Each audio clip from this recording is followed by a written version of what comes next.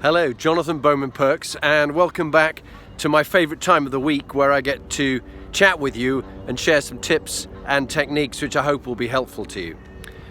This week I want to talk about stress and distress, D-I-S-S-T-R-E-S-S. And I'm here in St James's Park in London. You can see the trees in bloom behind me, an early bloom since it's only March, and the lakes behind us. And I wanted to talk about stress and the environment you're in. So why am I here?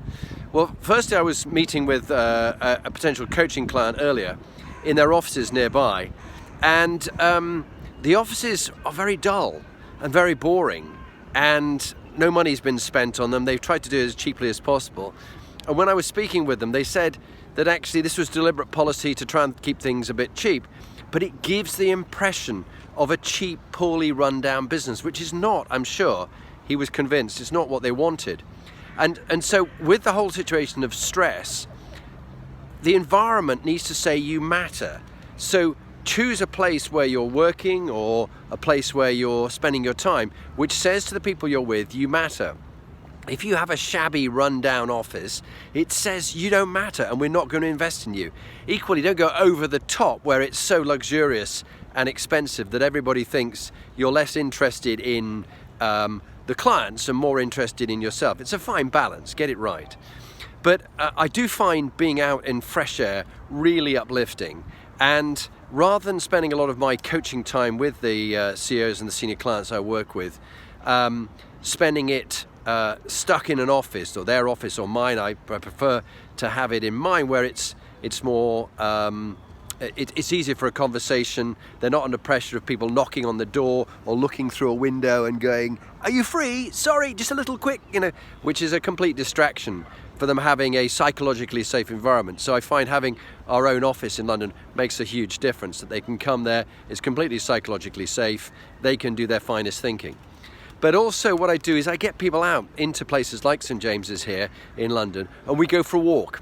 And I did this just the other day with one of my clients. We had a very powerful conversation. He said, "But we've only got half an hour." I said, "Half an hour is just going to be fine, and we can spend that time with a walking meeting where you can do your finest thinking." You'll probably find also it's a male-female thing. I mean, men and women both enjoy walking meetings. But blokes particularly, have you ever seen that scenario where blokes are leaning on a bar together, sort of elbow to elbow, not looking at each other, they're looking at the optics and the mirror at the far side, hopefully not themselves, but the narcissist will be looking at himself and grooming his hair and wondering what he looks like. But blokes can have a sort of chat out of the corner of their mouths to each other, and they're more comfortable that way. Not all, but generally, women will talk face to face to each other, much more engaged. It just tends to be a preference genetically, it seems to be. Though you could have a good argument with me about it, I'm not held up by that. It just seems to work out that well. So walking meetings, you can have a really powerful walking meeting, particularly with someone you're disagreeing with, and it generates free drugs. You get endorphins, dopamine, serotonin, oxytocin, which are all enablers of really good thinking by other people, and also gets over conflict that you have. So those are de-stressors and good ways for people to think well and do their freshest thinking. But what else can I say about stress or distress? The environment you're in will actually create stress for you or otherwise. So stress is often a point of view of someone, what they find stressful and what they don't find stressful. And stress and strain is a very interesting factor. I'm wearing at the moment my Whoop band, W-H-O-O-P, which I need to thank my friend of mine, Matt Oppenheimer, out in Silicon Valley.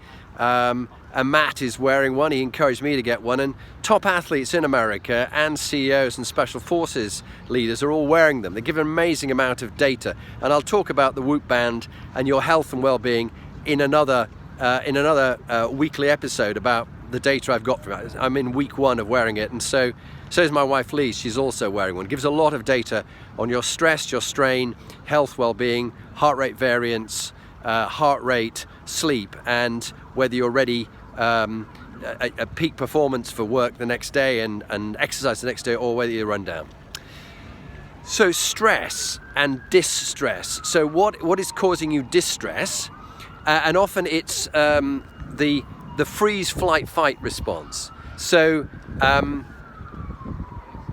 how you respond to a situation, whether you see something as a threat to you, will cause your body to respond in certain ways, and your chemical balance in your body will change, and also the prefrontal cortex, which you want to be working well and you need to be thinking at its best, will not be functioning if you see yourself threatened by someone else. So create a psychologically safe environment. All too often, particularly with my experience back in the military for 20 years, too many good men and women that I knew suffered from PTSD, either from when I served with the Scots Guards, from the Falklands War. A number of them were very badly psychologically and mentally damaged by that, as well as physically, from the injuries they had and the mortar rounds and the bullet wounds that they received. They'll probably never get over that. But PTSD means that they had some terrible reactions later on to situations, or even people who'd fought in the anti-terror war in Northern Ireland, and the impact it had on their health and well-being for years to come. So how are you looking after your stress, your well-being? There's some basic things that I encourage you to do. Firstly, get yourself out of the office and come and have walking meetings with people, even if it's only for 10, 15 minutes. And secondly, look after your health and well-being. Look after what you eat, look after your sleep. I'm now finding with the Whoop Band, I realize I need something nearer to 8 hours in bed, of which I can get about 7 hours 45, 7 hours 30 of sleep. So it's really important you look after your sleep, what you eat, and also the attitude you take. Your attitude defines your altitude. So think carefully about how you view a situation. And if you're in an environment or a work environment which is not healthy for you, think about changing it. Why are you working there? Is it what you really want to be doing? This is not a dress rehearsal. Life is what you make of it. So, some thoughts about the day, whether you find something stressful, distressful, or whether you can actually, your attitude to a situation, I'm excited rather than I'm stressed, because it's something like a build up to a talk you're going to give. It's exciting for you rather than seeing it as a high stress environment. Good luck with that. Share it, give me a thumbs up, give me a like if you like what I'm talking about. It's nice to get some feedback from many of my clients who are watching this. I encourage you to share your thoughts, your experiences and your ideas, and share it with your own team. It's passing on what people have taught me for you to share with others. Thanks, and great to talk to you again.